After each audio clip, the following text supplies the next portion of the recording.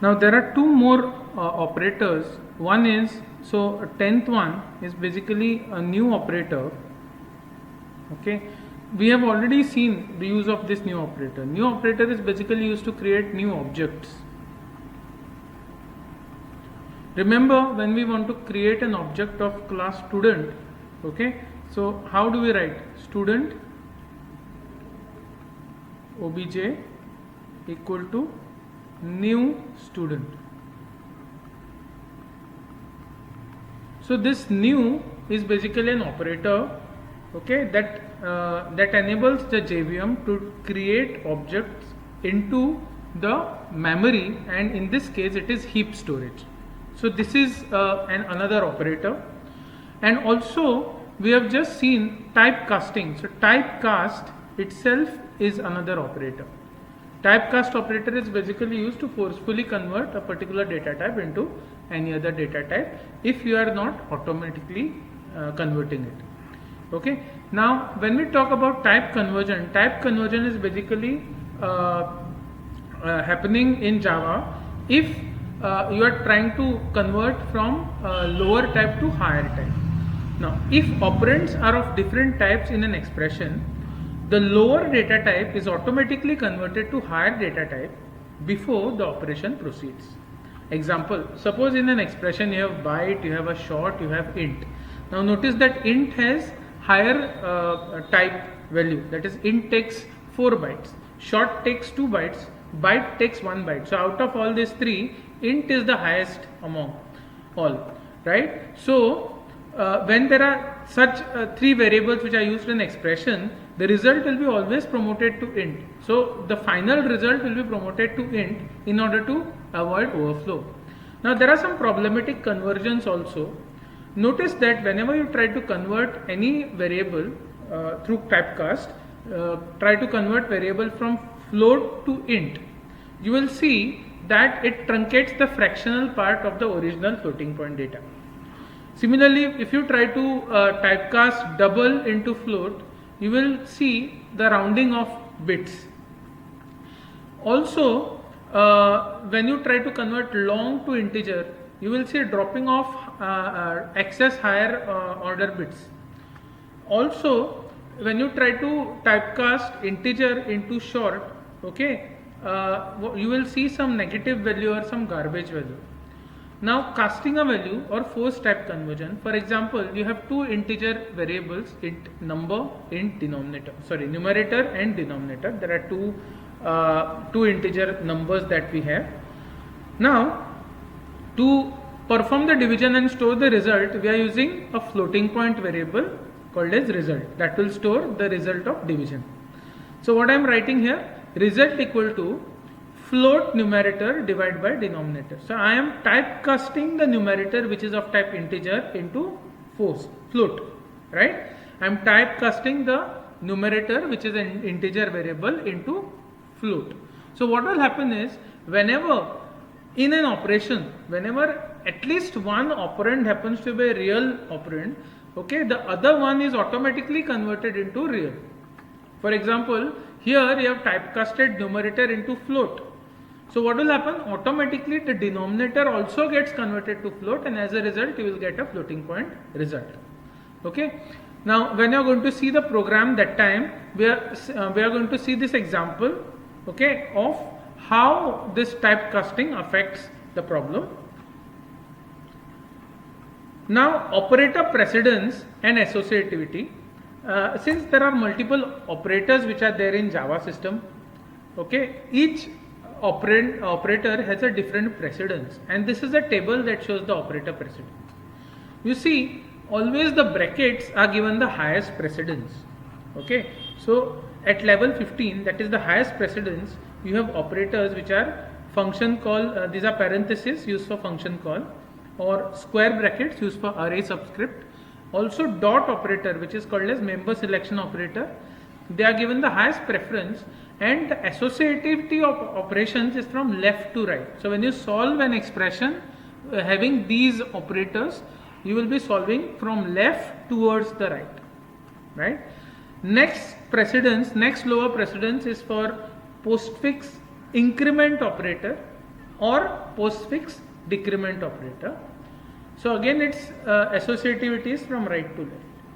Then you have prefix increment, you have prefix decrement, you have unary plus, unary minus, then you have logical negation, you have bitwise complement and typecast operator itself. All of these are at the next level of priority and the associativity is from right to left. After this you have multiplication, division and mod, level 12, okay, and there again while solving the associativity is from left to right. After that at level 11, next lower level, we have plus and minus, addition, subtraction, again associativity is from left to right. Then we have bitwise left shift, bitwise right shift with sign extension and also bitwise right shift with zero extension. All these three bitwise operators, their associativity is from left to right. Then you have all your relational operators like relational, less than equal to, greater than equal to, and instance of operator which is a special operator. They are at level 9 of the precision, of the precedence, I'm sorry, and their associativity is from left to right. Next precedence level you have equality and not inequality. Okay, again precedence is left to right. After this, the next level you have ampersand, which is nothing but bitwise AND, which is left to right. Then you have bitwise OR, left to right associativity. Bitwise XOR it is, not OR. Then you have bitwise OR, which is again left to right associativity. Then you have logical AND, logical OR, and then conditional operator. Out of all this, conditional operator is right to left associativity. Others are left to right associativity. And finally, the last precedence is given to the assignment operators and the shorthand types of assignment operators. The precedence, the associativity is from right to left. Now, the arithmetic operation which is written without parenthesis, it will be evaluated from left to right using the precedence rules as given above. Now, there are two distinct levels of priority in Java. You have a higher priority level where multiplication, division, okay, and mod will be evaluated from left to right, and then at the next pass we have low priority operators which will be evaluated, that is plus, minus and so on. Okay, now this is an example. Let us try to solve this example. Okay, in this example you see that there are these operators minus, divide, into and plus, right? So as I have already told you, the higher priority is for into, divide and mod. So in the first pass these operators will be solved, and then in the second pass these operators will be solved. So let us start. So we will have pass 1. So in the pass 1, step 1, okay. So since the associativity is from left to right, as we go from left to right, which operator are you going to get? Okay, since multiply and divide is the highest priority, we are going to do only those operations. So when you go from left to right, you get this divide operator first, correct? So when you divide 12 and 3, what you get is 4.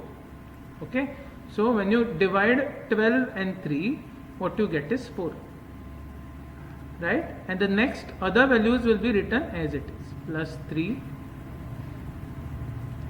okay, plus 3 into 2 minus 1, right? So this is that division operation that we perform. Now in step 2 of parse 1, we are going to go beyond this and we are going to check whether there is any other high priority operator from left to right. We have already solved this. Next is into. So next into will be executed. Now 3 into 2 is 6, and all other elements will be written as they are, right? So it will be 9 minus 4 plus 6 minus 1. So since both the high priority operators, that is into and divide, are already exhausted, now we will go to pass 2. In the second pass, the lower priority operators will be executed. So step 1 of the second pass. Now as you go from left to right, it is minus that is encountered first. So we are going to first perform the evaluation of 9 minus 4, that is 5. And other elements, other values will be written as it is. Next it is step 2. Now as you go proceed from left to right, the next operator that you encounter is plus. So next in the step 2 of pass 2, we are going to solve 5 plus 6, okay, and that comes to 11, and other operators will remain the same. And finally you will have step 3, in which 11 minus 1, so you will get the final answer as 10. However, when parentheses are included, then how this particular result changes. For example, let us now include some parentheses to the expression that was given. So it was 9 minus 12 divided by, and let's say 3 plus 3 is in parenthesis into 2 minus 1. Suppose this is the expression that we have, right? So now in the first pass, okay, we are going to solve brackets first. Brackets have the highest priority, so we are going to solve the brackets first. So in the step 1 of the first pass, as you go from left to right, the first bracket that is going to be solved happens to be this. So 3 plus 3 happens to be 6, and other elements are written as it is, 12 divided by into 2 minus 1, right? Now in step 2, okay, now the second bracket, that is 2 minus 1, will be evaluated. So 2 minus 1 is 1, and other elements will be written as it is, as they are. Okay, so this is the first pass. In the second pass, it is going to see whether any higher priority operators are there, and if yes, in this second pass all the highest priority operators will be first solved. Now if you see this particular expression, divide and multiply are the highest priority operators among the other operators, so they will be evaluated first. So first, since it is left to right associativity, as you go from left to right, divide is the first thing that will be executed, okay. So the answer of this is answer of this is 2, answer of this is 2. 9 will be written as it is, and other elements will be written as it is, okay. Now so this is step 1 of second pass. Then in step 2 of second pass, okay, the next higher priority operator, that is 2 into 1, will be executed. So what the answer to this is 2. So you will write 9 minus 2, and finally in step 3, okay, now you see that step 3 is not required here. Second pass is over, because in the second pass we have taken care of all the higher priority operators, correct. Now minus happens to be the lower priority operator, so we go to the third pass, and now in the step 1 of third pass, okay, the remaining expression 9 minus 2 is evaluated, and the answer you get is 7. So this is how you can evaluate, right? Now one example, okay, suppose I have this: if x is equal to 10 plus 15 and y is less than 10. Okay, now see, we have missed out brackets in this case. It is always a good practice that whenever you have such expressions in your program, you should have proper parenthesis brackets written. But suppose you have not written the brackets. So now how this expression will be evaluated based on the precedence of all the operators.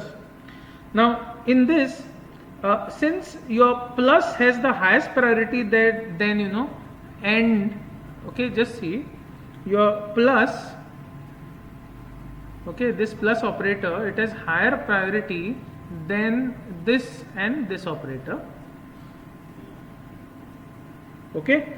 So since plus has highest priority, what will happen is plus will be evaluated first. If you see the chart, you can see that plus operator here, addition operator here, it has a higher priority, it is at level 11, whereas other operators, that is double equal to, and less than, okay, double equal to is at level 8, lower than plus, okay, then less than greater than is also at lower level 9, okay, and ampersand, double ampersand, that is logical AND, is also at lower. So plus has the highest precedence.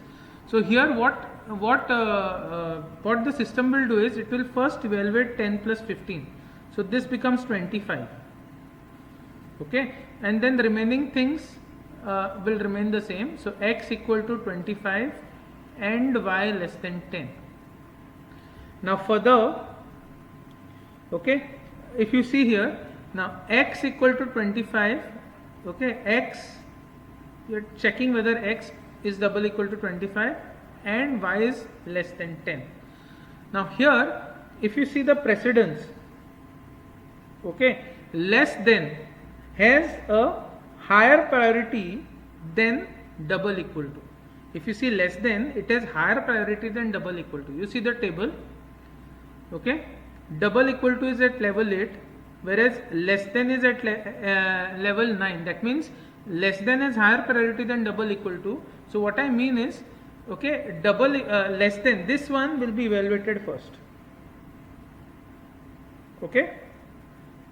Also you compare the priority of double equal to, less than, and AND. You see that double equal to and AND operator, both of them are at the lower level of precedence than less than, right? So that will be evaluated first. So as I have already told you that whenever you have relational operators, the output given by the relational operator is either true or false. So it will now evaluate whether whether y is less than 10. Now just for example's sake, let us assume that x is 20 and y is 5. So is 5 less than 10? Yes. So this will be true. So this is evaluated first. Then so this is true. So then this can be further written as, if x double equal to 25 and true. Now among the remaining operators, it is obvious that double equal to has a higher precedence than AND, logical AND, right? So this will be evaluated next. So is x equal to 25? Is 20 equal to 25? No. So it is false. So this will be then written as if, okay, if false and true. Okay, and we have already seen the truth table, okay, of AND operation. Okay, so A and B. Okay, so if it is A is 0, B is 0, output is 0. If A is 0, B is 1, output is 0. If A is 1, B is 0, the output is 0. And when both of them are 1, then the output is 1. So ultimately what will be the answer of this? One is true and the second one is false. So the output of this is false. So this is how the expression will be evaluated. Okay. Next we will see what are the different mathematical functions available in Java. Now we have already seen what are the different operators in Java, and I haven't mentioned you that in Java there is no operator that is defined for raise to or power of. Suppose I want to say x raised to y. In Java there is no operator like plus, minus and so on. There is no operator that can be used for raise to or exponentation. Now to avail this facility, Java developers in java.lang, that's a default package, they have designed a class called as math class. And this math class, it has various methods. One of the method here is a power method or POW method. Okay, you can just see here, it's a power method. What it does, it returns the value of x to the power of y. So if you want to say x raised to power of y, you can just say pow x comma y, provided you will have to write it as math dot pow x comma y. Okay, I will show you a code after this. What are the other mathematical functions which are available? One is ABS x. It returns the absolute value of x. So the return type is either double, float, int or long. It depends on what variable x is. Then A cos x, it returns the arc cosine of x in radians. The value always is in double value. Similarly, A sin x returns the arc sine of x in radians. The value is always in double. A tan x is a function that returns arc tangent of x as a numeric value between minus pi by 2 and pi by 2 radians. The return type is double. Then A tan 2 y comma x returns angle theta from the conversion of rectangular coordinates x comma y to polar coordinates r comma theta. The return is double. Okay. Similarly, suppose you want to find out cube root of x. So CBR, it is a function that finds out cube root of x. Then ceiling value. So it returns value of x rounded up to its nearest integer. Okay. Then copy sin x comma y. It returns the first floating point x with the sign of the second floating point y. Cos of x returns cosine of x. Cos h returns hyperbolic cosine of double value. Expx returns the value of e raised to x, exponential e raised to x. Exp m1x returns e raised to x minus 1. Then floor x, it returns value of x rounded down to its nearest integer. Get exponent x, it returns unbiased exponent used in x. Okay. Hypot x returns the hypothesis, that is x square plus y square, square root of x square plus y square without immediate overflow or underflow. IEEE remainder x comma y, it computes the remainder operation of x and y as prescribed by the IEEE 754 standard. Now these are the functions that mostly you are going to use. The others were geometric functions you may or may not use based on your application, but these are the functions that you are going to frequently use. Log x, it returns natural logarithm base e of x. Log 10, log to the base 10 of x. Log 1p returns natural logarithm base e of sum of x and 1. Max of x comma y, it returns the number with the highest value. Similarly, min of x comma y, find out the minimum of two values, returns the lowest value. Next after x comma y, returns the floating point number adjacent to x in the direction of y. Next up, then power function, this is what we are going to use. Now this is a very important function, the random function. It basically generates a random number between 0 and 1. Round x, it returns the value of x rounded to its nearest integer. Rint returns the double value that is closest to x and equal to mathematical integer. Okay. Then signum x return the sine of x. Sin x return the sin x. Sin h returns the hyperbolic sine of a double value.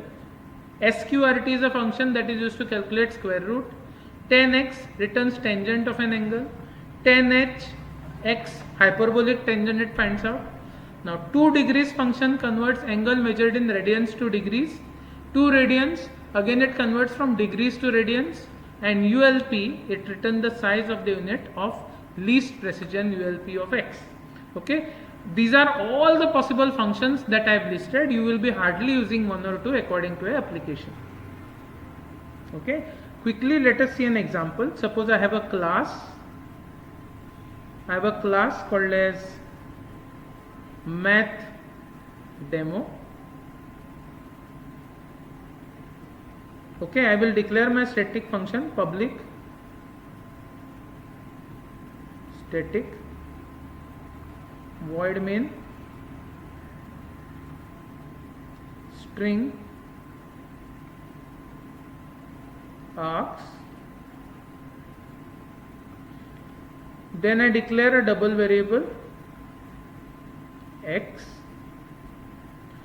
Now if I want to use the math function, because I want to find out, okay, I want to find out maximum of two numbers which are input, right? So I have to use this class called as math class. Now this math class is a part of java.lang, and since java.lang is by default there in a program, you don't have to import the statement. You can simply say, okay, x equal to math dot max. I am using the max function 22, 33. So I am actually using the max function, max x comma y, that returns number with the highest value, either as double, float, int, long, based on what type of variable is used to store. Here the variable is double, so the answer will be in double. Okay, then the semicolon. So then similarly on similar line, suppose I have another variable, say s, I can just calculate the square root. So I can say s equal to math dot sqrt, which is a square root function of say 64.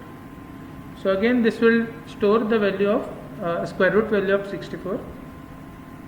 Okay, so these are all different functions that can be used, inbuilt functions that can be used. Okay, so right now I am using this square root function, it returns a double value. So what you can do is while writing the programs, we are going to see different functions. We will try different functions programmatically and we are going to see. Okay, so this is how you can make use of math class and its inbuilt functions, right? And then you can simply print a message. Okay, sorry, system dot out dot println, okay, the square root is equal to, and plus you can simply say s. Okay, so this is the end of the void main, this is the end of the class. So go ahead and open your NetBeans IDE 8.2, go to files and say new project. Select Java, Java application and say next. Here you're going to type the project title, project name, and I'll just type the name of the project is TypeWrap.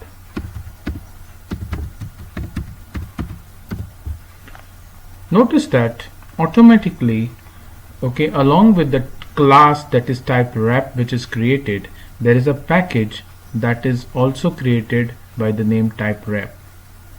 This is done automatically by NetBeans. So you just specify the location of your project. I'll create a folder here and I will say typecast. Okay, my project will be saved in this particular folder called as typecast, and I say finish.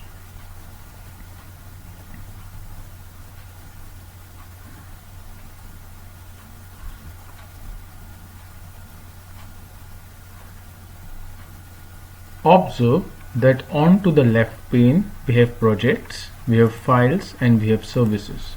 Out of this we are interested in projects, and this is the project that has been created by NetBeans IDE for us. When you click on this plus button, you will see there are source packages, there are libraries. Now when you click the source packages, you see that there is a package called as TypeWrap that is created for you by NetBeans. So you can see here that this is what is given by NetBeans IDE. Okay, you have a keyword called as package. Okay, TypeWrap. So that means TypeWrap is a package that is created for you for this particular project, and you just created a class called as TypeWrap. This TypeWrap class, it is present within the package called as TypeWrap. Now in this program, suppose if you create more classes, say 10 more classes apart from this main class which houses this public static void main, suppose altogether there are 11 classes, then all these 11 classes will be present under the package called as TypeWrap.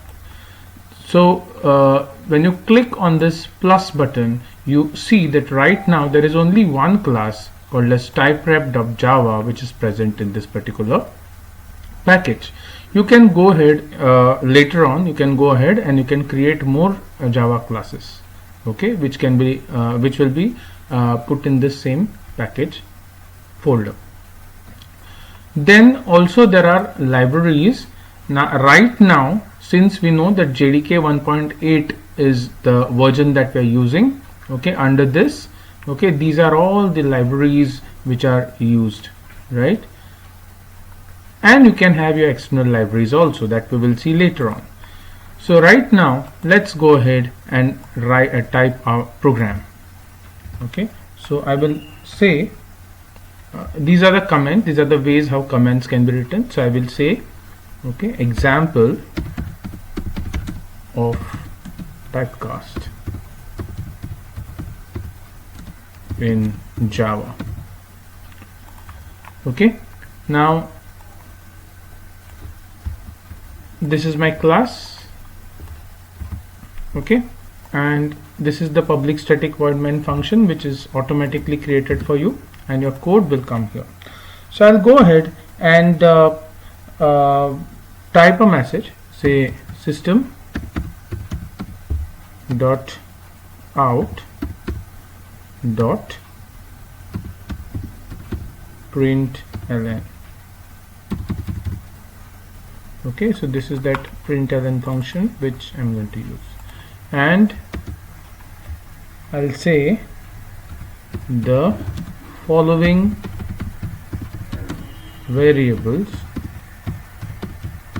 are created, and I'll go ahead and declare some variables. Let's create a character variable. So I'll write char, data type for character, char x, I'll give it or char c, let me call it as c, char c equal to, the first character is x. Notice that character is declared with single quotes, right? Now when you move your cursor here, it tells you that this c variable is not used. Okay, then I go ahead and create a byte data type, byte, I'll just call it as b equal to say 50. Okay, it takes 1 byte of memory, character takes 2 bytes of memory. Then we'll go for short. Okay, short also takes 2 bytes of memory. I'll say short s equal to, let me go ahead and say 1996. So this is short variable that's created. Then I'll say int I, integer takes 4 bytes of memory, and let me go ahead and write 1 2 3 4 5 6 7 8 9, a big number, big enough to be stored in a 4 byte memory. I'll go ahead and declare long variable, long L. Now notice that in Java by default, okay, an integer variable is a default variable. If you want to declare something as long int, then there has to be L that has to be appended, or that has to be appended at the end of the literal. So that we will see now. So suppose there's a big number 1 2 3 4 5 6 7, again 5 4 3 2 1, a big enough number, and I append L to it so that it's a literal.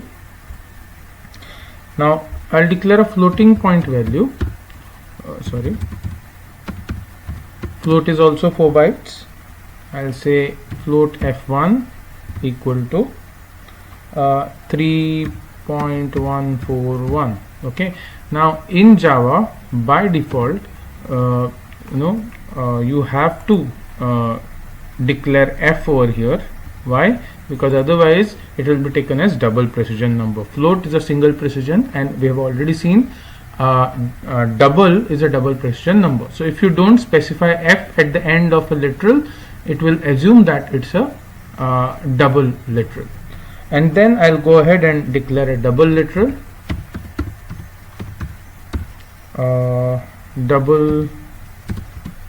say d2 equal to, and the literal is I'll say 0.000000987. That's it. So these are all the variables that I've declared. And also for an example, I will create a boolean variable, boolean bool, okay, and I will initialize it to something like true. So default value of boolean variable is true. Now let's see. Okay, now I'll show you how to write single line comments. Okay, so your single line comments can be written with double slash. So I'm doing what? I'm converting say byte to say short. Okay, I'm trying to convert byte to short. Now remember, byte is a single byte data type and short is a 2 byte data type. So I'm converting it from byte to short. That means from a smaller data type I'm converting it to the larger data type. So this is lossless conversion, and it has to be an automatic conversion that Java will do for you. Okay, let's see. So I declare a short variable. I'll just call it as s1 equal to, so I've declared a short variable. Oops, s should be small case. Notice that the blue color indicates that it's a keyword. So if you don't get a blue color, remember that you have done some mistake if you are typing a keyword. Okay, so short s1, and now this boolean variable, this byte variable, single byte data type b, this variable I am converting it into a short variable. Okay, so b, which is a byte, I want to convert that b into a short variable. That means single byte to 2 bytes variable. So let's use a typecast operator. Okay, and I will say short b. How to read this? That means b, which is a byte, I am typecasting it to short, so that byte, that's a single byte value 50, will be converted to a 2 byte value, that is short, and the answer will be stored in s1, right? So this is the first type of conversion. Let's go ahead and print system, s should be capital, dot out dot println. Okay, just go ahead and print the I'll print both the values, the original byte value and the converted value that is stored in s1. Both I will print. Okay, byte b is equal to plus, I'll just print what is b, and again system dot out dot println, sorry, system dot out dot println. I'll write the converted value now, short b is equal to, now this short b is now stored in what? It's now stored in s1. So I will just say plus s1.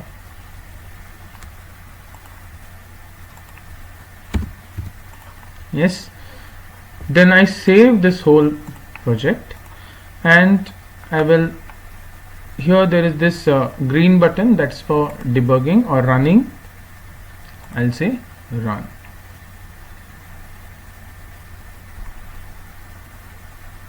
The output gets popped up and the following variables are created. Now byte b 50 and short b 50, both are 50, but this byte, the original byte, okay, this maximum capacity, memory capacity is to store any number of this, or in simple words, it simply means that variable b, which is of type byte, can maximum store 1 byte of data. Right now I have stored 50 only, and now after typecasting okay, this s1, okay, this s1 here, it can hold maximum how much? Maximum 2 bytes of data. That's the meaning of it.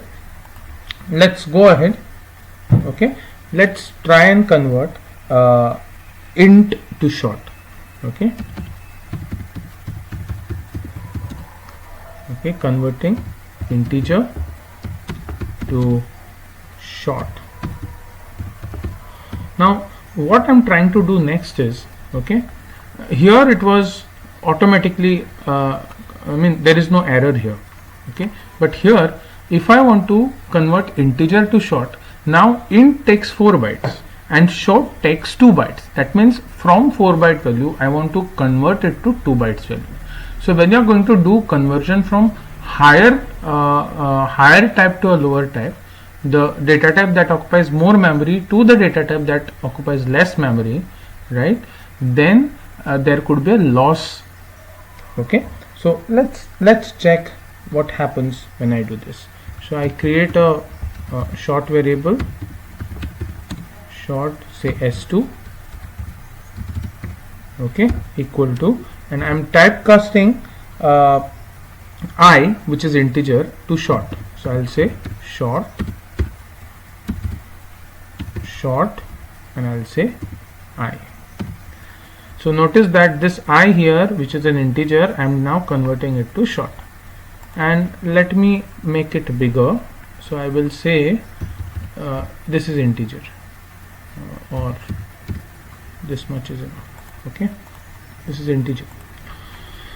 Now let's go ahead and print. So I'll use the same statements.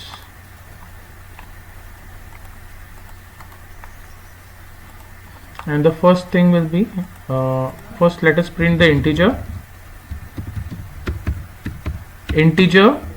I is I, okay, and the second thing is short s2, I'll just call it as s2 is equal to, and I'll print s2. Notice that s2 contains the same integer value, okay, this value, but converted into the short data type. So let's see whether there is any loss which occurs or no, and for time being I will just comment these two statements. Okay, so I save this program and I run it, and now you see that the conversion that has happened, okay, it's a lossy conversion. You just see integer I equal to 1 2 3 4 6 7 8 9, okay, and s2 contains some negative value, minus 1 3 0 3 5 and so on, right? So there has been some loss. Okay, the data has been altered, the original data has been altered. This is what happens when you try to convert a higher data type to a lower data type, and there is a loss. Your original data is lost. There is a loss in the original data. Okay, it is tempered, it doesn't remain the same. Now I'll go ahead and do the same thing for, let's say, so I'll keep this in comments, and suppose I want to go ahead and do the typecasting. Let me convert a double variable value to a float value, and let's see what happens. Okay, so I'll create a float variable. I'll say f1 equal to float, typecasting what into float? The double d2 variable I'm typecasting to float, right? Okay, now one sec, variable f1, okay, f1 is already defined, so I will create a new variable, say f2, I'll say, right? Okay, and then I will again try to print these statements and see whether it works. So system.out.println float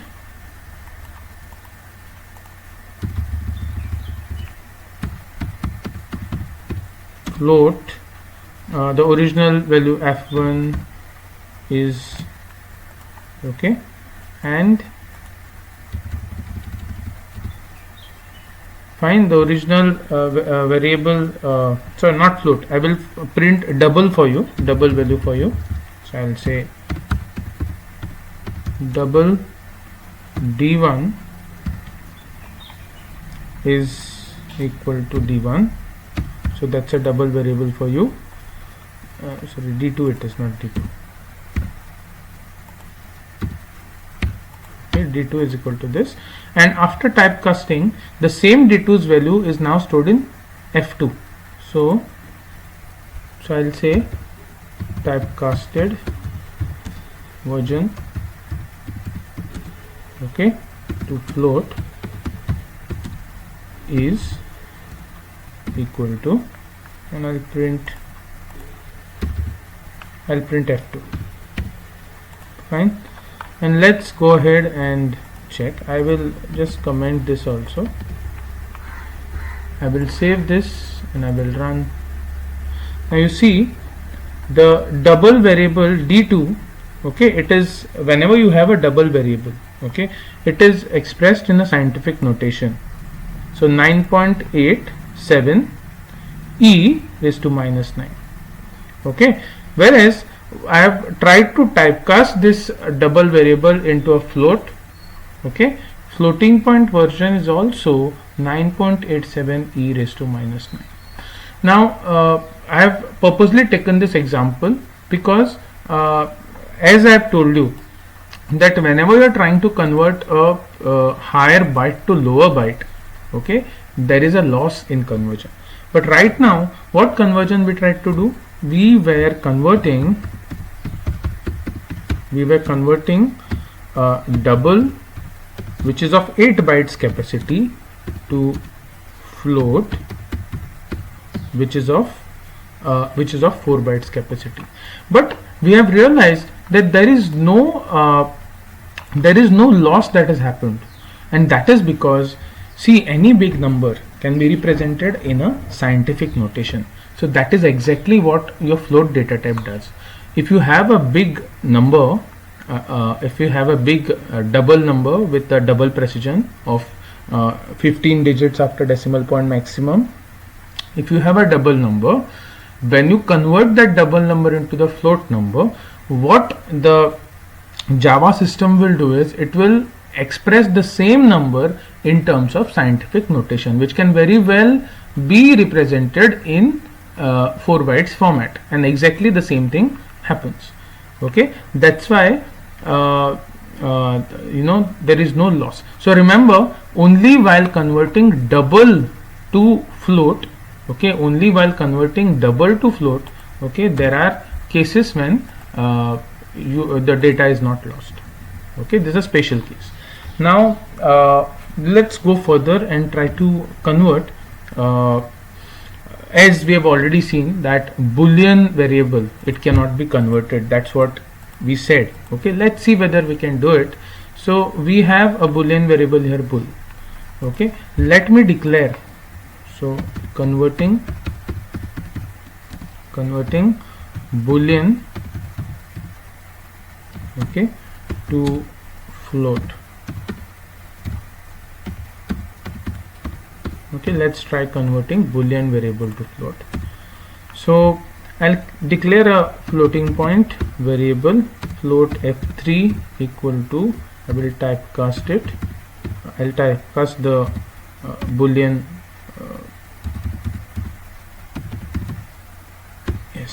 typecast the Boolean variable bool to floating point, and there is some error that it shows. Okay, just move the mouse cursor here and it clearly says that it is incompatible types. Boolean cannot be converted to float. See the beauty. NetBeans, only after typing the thing, it just tells me that this is not possible. I don't have to run. I have not yet run the program, but it just says that incompatible type. That means Boolean cannot be converted to float. Now if I try to convert Boolean to int, let's see whether we get the same error. Okay, here also it says Boolean cannot be converted to int, as well as, okay, I will float also we have seen. Let's see whether boolean can be converted to something like double. Okay, here also it gives a message that boolean cannot be converted to double. So this is the only data type, boolean is the only data type that cannot be converted to any other types, right? So these are the different ways how you can do the typecasting in Java. More typecastings that occur we will see in the later programs as and when it is encountered, right? Now we will also go and try out next some input output functionalities in Java. So we said that in Java there are 4 ways how the input can be given from the keyboard, right? We will explore all the 4 ways